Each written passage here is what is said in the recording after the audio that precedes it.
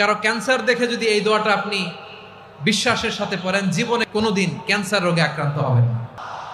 অনেক সময় এমন হয়, হঠাৎ বিপদের সম্মুখীন হই আমরা, রেডি হয়ে বের হয়েছে অফিসে, হঠাৎ অ্যাক্সিডেন্টে পড়ে যাই, হঠাৎ পেটের ব্যথায় অজ্ঞান, এরকম হয় না? আপনাদের হয় না? বিষ্ণু ইসলাম বলেন, আকস্মিক দুর্ঘটনার বিপদ থেকে যদি কেউ বাঁচতে চায়, সকাল সন্ধ্যা যেন প্রত্যেকে এই দোয়াটা পড়ে।